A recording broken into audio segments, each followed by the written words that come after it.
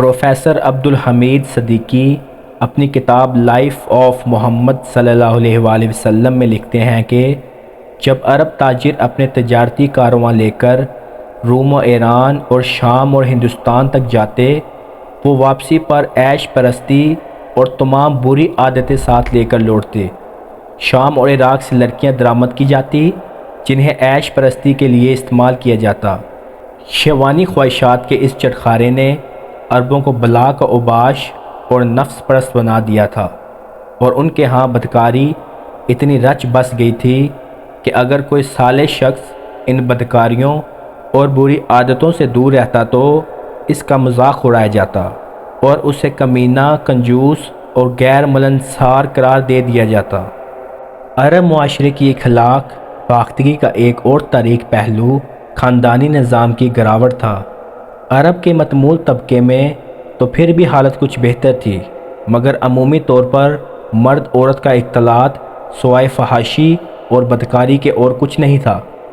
ایک ہی وقت میں کئی عورتوں کو اپنے حرم میں داخل کر لیا جاتا، دو سگی بہنوں سے بیک وقت نکاح کر لیا جاتا، اور باپ کے مرنے کے بعد ستیلی ماں کو اپنی زوجیت میں لے لینے میں کوئی عار نہ تھا۔ 10 لوگ ایک ہی عورت سے تعلقات قائم کر لیتے۔ جگہ جگہ رنڈیوں اور طوائفوں کے گھر زنا اور بدکاری کے اڈے تھے۔ شراب نوشی اور جوا عام تھا۔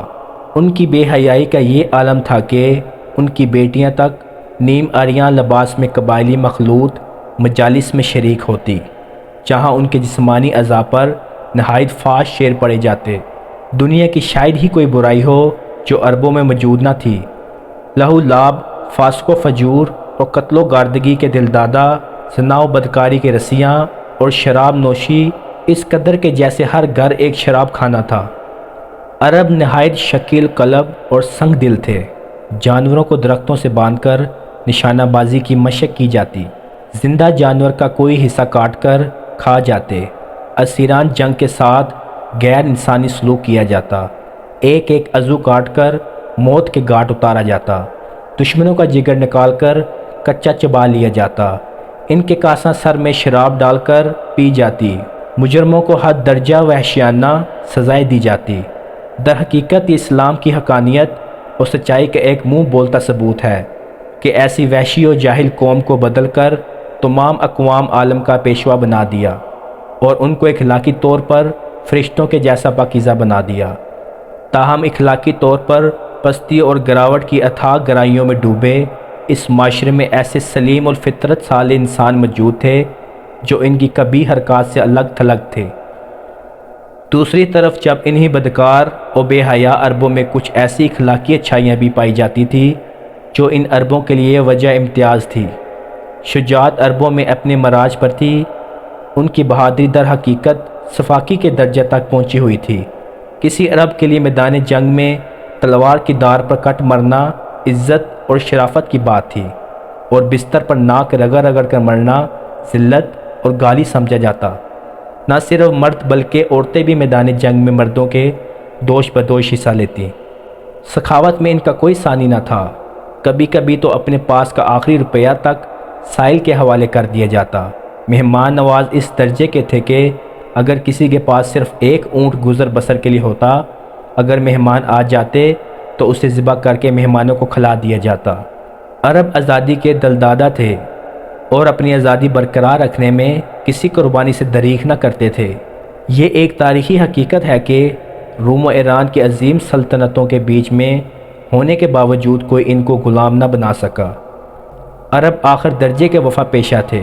عہد و پیمانہ کی پابندی کو فرض سمجھا جاتا تھا اور وفائے عہد میں اپنی جان و مال اور اولاد تک کو قربان کر دیا جاتا تھا۔ جب کسی کو پناہ دے دیتے تو اپنی جان قربان کر دیتے، مگر اپنی پناہ میں آئے شخص پر ایک آنچ نہ آنے دیتے۔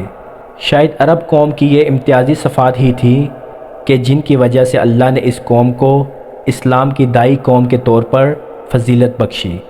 بلا شبہ عرب قوم بدکاری اور بے حیائی کی دلدل میں مکمل طور پر ڈوبی ہوئی تھی، مگر یہ سب وہ بڑی صفات تھی جو ان کی فطرت میں شامل نہ تھی اور انہیں ختم بھی کیا جا سکتا تھا، اور اسلام کے ظہور کے بعد ختم ہو بھی گئیں، مگر کسی قوم کو نہ تو کوشش سے بہادر بنایا جا سکتا ہے نہ ہی امانتدار اور نہ ہی حیرت و آزادی کا متوالا۔